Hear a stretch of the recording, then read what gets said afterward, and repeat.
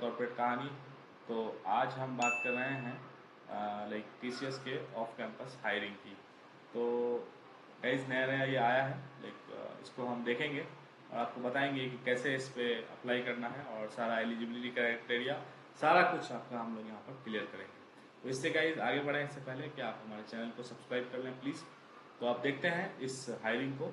ये जो हायरिंग हो रही है निंजा और डिजिटल दोनों के लिए हो रही है। तो आपको मालूम है, समझ गए होंगे आप कि ये फ्रेशर के लिए ही है। तो आप इसमें जो बैचेज हैं अलाउड उनका नाम है 2020, 2021, 2022। तो ये 3 बैचेस के लिए है। तो हमारे चैनल पे भी कई लोगों ने आकर पूछा था कि 2020 के लिए कुछ है या नहीं। तो यस गाइस है, आप लोग प्रिपेयर हो जाएं तो आपको इसका बेनिफिट मिल जाएगा। तो गाइस इसका जो रजिस्ट्रेशन एंड डेट है वो वही है 20 मई। तो आप 20 मई तक अपने आप को लाइक इसको फॉर्म को फिल करके तैयार हो जाएं। और टेस्ट डेट जो है अभी तक आया नहीं है, इंटरव्यू डेट जब रिजल्ट हो जाएगा तो अनाउंस होगा। तो गाइज यहाँ पे भी रजिस्ट्रेशन का ऑप्शन है, यहाँ से भी आप रजिस्टर कर सकते हैं। तो अब आगे बढ़ते हैं और देखते हैं इसमें है क्या क्या। तो इसमें गाइज वही है, एक टेस्ट होगा जो कि होता आया है इंटीग्रेटेड टेस्ट पैटर्न पे। और जो लाइक गाइज अच्छा करेंगे, टॉप 20% होंगे उनको गाइज डिजिटल मिलेगा। और जो लाइक उससे कम वाले होंगे उनको मतलब निंजा मिलेगा। इसका मैंने वीडियो बनाया है, उसको भी आप जाकर देख लें, समझ में आ जाएगा। और निंजा टीसीएस डिजिटल और निंजा का डिफरेंस जो है वो आप लोगों को पता भी होगा। फिर से मैं बता दूं कि पैकेज का बहुत बड़ा डिफरेंस है। 3.36 निंजा का पैकेज है, 3.36 एलपीए, और डिजिटल का पैकेज है 8.2 एलपीए। तो गाइज आगे बढ़ते हैं रजिस्ट्रेशन प्रोसेस की तरफ, देखते हैं क्या क्या है। तो सबसे पहले अगर आपने पहले से ही नेक्स्ट स्टेप पोर्टल पर आईडी बना रखी है तब तो आपको ज़्यादा दिक्कत नहीं है। आपको सीधा लॉगिन करना है और क्लिक करना है अप्लाई फॉर ड्राइव पर। उसके बाद फिर सारा जो फिलिंग करना है सब कुछ करना है। अगर आप नहीं हैं, लाइक आप नेक्स्ट स्टेप पोर्टल पर आप नहीं हैं, तो आप गाइज मैं वो लिंक डाल दूंगा नेक्स्ट स्टेप पोर्टल का, वहाँ पर जाकर आपको रजिस्टर करना है। रजिस्टर करने के बाद आपको चूज़ करना है रजिस्टर नाउ। उसके बाद फिर कैटेगरी चुननी है आईटी। आईटी के बाद आपको प्रोसीड करना है और फिर क्या करना है, अप्लाई फॉर ड्राइव पर क्लिक करना है। थर्ड स्टेप जो है गाइज वो है अपना एप्लीकेशन ट्रैक कर लेना है आपको। अगर उसमें दिखना चाहिए अप्लाइड फॉर ड्राइव, तो ये है तरीका इसका। उसके बाद अगर आपको टेस्ट का कुछ पैटर्न वगैरह चाहिए तो आप टीसीएस रेजोनेंस पर रजिस्टर कर सकते हैं, जिसका यहाँ पर बटन दिया हुआ है, क्लिक करके यहाँ पर देख सकते हैं। तो गाइज मैं ये लिंक डाल दूंगा, तो आपको टेंशन नहीं लेना ज़्यादा। तो अब आगे बढ़ना है। आगे बढ़ना है तो अब हम बात कर रहे हैं कि इसमें नोट जो दे रखा है इंपॉर्टेंट, उसको देख लीजिए ध्यान से गाइस, बहुत काम की चीज़ें हैं ये। तो यहाँ पर मार्कशीट और डिग्री सर्टिफिकेट्स की ज़रूरत है जो कि ओरिजिनल होनी चाहिए, या आप रेडी रखें। और communication related to the test will be communicated by to you by TCS iON. TCS iON से आपको मेल आएगा regarding the communication of the test. अब हम आगे बढ़ते हैं। एक और चीज़, 2-3 चीज़ जो टीसीएस बताना चाह रही है, आजकल बहुत फ्रॉड का मामला चल रहा है। तो रेडिफ मेल, याहू, हॉटमेल, इन सब से आपको मेल आ सकता है, उन पर बिल्कुल बिलीव नहीं करें। और टीसीएस जो है कोई भी पैसा नहीं लेती है अपने हायरिंग के लिए, ये भी याद रखें। उसके बाद गाइज एक और चीज़ इंपॉर्टेंट है कि जो टीसीएस इंटरव्यू कराती है वो खुद कराती है, उसमें किसी और का वो नहीं होता है, लाइक कोई और कंपनी या कोई एक्सटर्नल जो पार्टी होती है उसका कोई रोल नहीं होता है। तो इसका भी ध्यान रखें, ठीक है गाइज।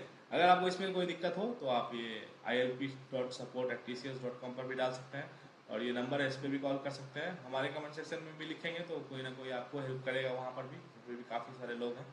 तो गाइज ये है इसका तरीका। अब हम देखते हैं कि टेस्ट पैटर्न क्या होता है। टेस्ट पैटर्न वही है, trades, numerical ability, verbal ability, reasoning ability. इसके सारे ड्यूरेशन दे रखे हैं, इतने इतने टाइम का है। अगर आप लाइक डिजिटल एक्सपीरियंट हैं, आपके लिए मैंडेटरी ये होगा क्वांटिटिव एबिलिटी, रीजनिंग एबिलिटी और एडवांस कोडिंग, सारी चीज़ें आपको देनी होगी। तो मैं गाइज आपको कहूँगा कि आप लोग डिजिटल के लिए ही प्रिपेयर करें, क्योंकि आपको बहुत बड़ा पैकेज का डिफरेंस है। तो थोड़ी जान लगा दें जहाँ तक हो सके। तो ये था गाइज आपका पैटर्न। आप लाइक हम बात कर रहे हैं रेजोनेंस से आप कैसे प्रिपरेशन कर सकते हैं टीसीएस रेजोनेंस से। तो गाइज वहाँ पर आपको उसी तरह नेक्स्ट स्टेप से आपको जाकर लॉगिन करना है और वहाँ पर कैटलॉग देखना है, सब्सक्राइब कर लेना है इसको, और वहाँ पर आपको लाइक आप अपने पैटर्न्स को देख सकते हैं। काफ़ी चीज़ें वहाँ पर आपको जानकारी मिल सकती है, ठीक है, आपको टेस्ट रेडी बना देगा। तो ये था लाइक टीसीएस रेजोनेंस का मामला। तो अब आगे बढ़ते हैं, टेस्ट एलिजिबिलिटी देखते हैं। टेस्ट एलिजिबिलिटी गाइस काफ़ी इंपॉर्टेंट है, आपको बहुत ही ज़रूरी है इसके बारे में जानना।